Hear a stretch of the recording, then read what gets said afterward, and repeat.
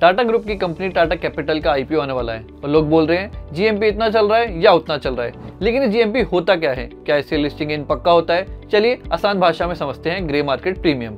नमस्कार, मैं हूं जतिन बटानी और आप देख रहे हैं मार्केट शाला।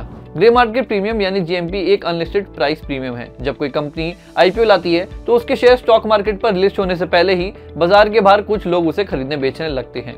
इस अनलिस्टेड मार्केट में जो कीमत बनती है वही कहलाती है ग्रे मार्केट प्राइस।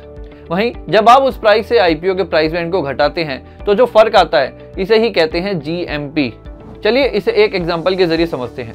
अगर किसी आईपीओ का इश्यू प्राइस 100 रुपए है और ग्रे मार्केट में वो 130 रुपए पर ट्रेड कर रहा है तो इसका जीएमपी बना 30 रुपए। अब सवाल उठता है ये जीएमपी तय कैसे होता है? तो इसका सीधा जवाब है डिमांड और सप्लाई के बेस पर। ग्रे मार्केट में आईपीओ शेयर की मांग अगर ज्यादा होती है तो आईपीओ ऊपर जाता है, अगर डिमांड कम होती है तो जीएमपी गिरता है या नेगेटिव भी हो सकता है।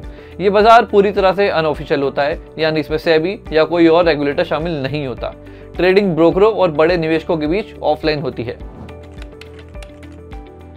तो क्या जीएमपी देखकर आपको आईपीओ में निवेश करना चाहिए? देखिए, जीएमपी एक संकेत जरूर देता है कि बाजार में उस आईपीओ को लेकर उत्साह कितना है, लेकिन ये हमेशा सही निकले ये जरूरी नहीं है। कई बार जीएमपी बहुत ज्यादा होता है लेकिन लिस्टिंग पर स्टॉक गिर जाता है, और कई बार जीएमपी कम होता है लेकिन लिस्टिंग सरप्राइजिंगली पॉजिटिव हो जाती है, क्योंकि जीएमपी बहुत सारे दूसरे फैक्टर्स पर डिपेंड नहीं करता, जैसे कंपनी की balance sheet, sector trade, listing day, market sentiment. Example के तौर पर इस साल जुलाई में आए एस्ट्रॉन फार्मा आईपीओ के शेयर इश्यू प्राइस 123 रुपए से 3% डिस्काउंट पर लिस्ट हुए, जबकि ग्रे मार्केट में ये 150 रुपए पर चल रहा था, जो प्राइस बैंड से 21% ज्यादा था। तो अगर आप आईपीओ में निवेश कर रहे हैं तो जीएमपी को एक ट्रेंड या इंडिकेटर की तरह ही देखें और पूरा फैसला सिर्फ जीएमपी के आधार पर ना लें। हमेशा कंपनी का फाइनेंशियल डेटा, बिजनेस मॉडल और लॉन्ग टर्म पोटेंशियल भी जरूर देखें।